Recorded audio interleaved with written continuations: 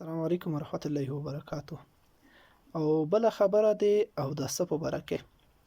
اوداسه کې سړی باید ځان ته داسې جګ وګیري چې هغه د سړي ته خپل د اوداسه اوبه نه ورورځي او مخ قبلې ته ځي وګیري او په بسم الله الرحمن الرحیم سره اودس شروع کی.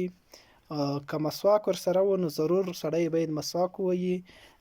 یو بل ویډیو کې به ان شاء الله بیا خاص د مسواک فائدې بیان کوو. نو مسواک ډېرې فائدې لري. نو مسواک سړي سره وي نو مسواک به ووهي. مسواک نه وروسته به خوله ومینځي، 3 وره په خوله باندې اوبه ورغړوي. اوداسه ته د کېناستلو نه مخکې چې مسواک یې رخصې نه وي نو 3 وره باید یوال سړی لوسینه ومینځي. نو هغې نه وروسته 3 وره په خوله اوبه رغړول، بیا 3 وره په پزه باندې اوبه رغړول او بیا 3 وره مخ مینځل. مخ چې دی د ویښتونو د شنه کېدلو نه تر زنې پوره، د ویښته د شنه کېدلو نه ونڅه تر زنې پوره، او د یو غوږ د نرمۍ نه د بل غوږ تر نرمۍ پوره. دا د مخ حدود دي. په دې کې که کم اندازه پټې شي هم د دې سړي اودس نه کېږي. چې اودس ونه شو نو لمونځ نه کېږي. نو دا باید سړی په مکمل طریقه سره مخ ومینځي او د مخ مینځل چې دی په اوداسه کې هغه فرض دی. کله چې مخ ومینځو د هغې نه وروسته بیا سړی لوسینه ومینځي، څنګلی چې موږ تاسو ته یو څنګله تر سره پوره.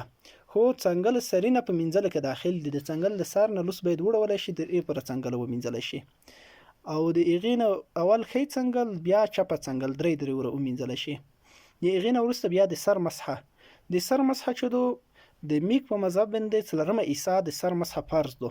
د سر 4 عیسې دي، مخامخ عیسا یو طرف او بل طرف او شا طرف 4 عیسې لري سر. نو د یو طرف عیسا چې وشي فرض مسحه ادا شوه. خو لیکن سنت طریقه دا دو چې سړی د ټول سر مسحه وکړي. دا سنت طریقه دو. او دغه رقم ته د دې نه وروسته بیا سړی د غوږې مسحه وکړي. د غوږې مسحه هم سړی ښه په پیره طریقه سره وکړي. خو په دې کې هم د علماو اختلاف شته چې د سر مسحه د غوږې مسحه ته به ځن ته اوبه رخولی که په هغې اوبه کېږي. د سر مسحه ته خو به ضرور صفا اوبه ځن ته اوبه رخولی، د څنګله په اوبه بې نه کوي. خو د غوږې مسحه د هغه د سر په اوبه باندې کېږي. هغې نه وروسته بیا د مرۍ مسحه چې دو د گردن مسحه، دغې دپاره به هم نوي اوبه رخولی. دا به وکړي. په دې کې بعضې خلک د لوس داسې رکش کوي. دغه لاس رکش کول نشته، صرف دغه ستره رګته چې داسې د 3 ګوتو ولګوئ د ګوتې شا، نو بس مسحه وشوه. هغې نه وروسته بیا ښی پښه مینځل، هغې نه وروسته بیا چپه پښه مینځل.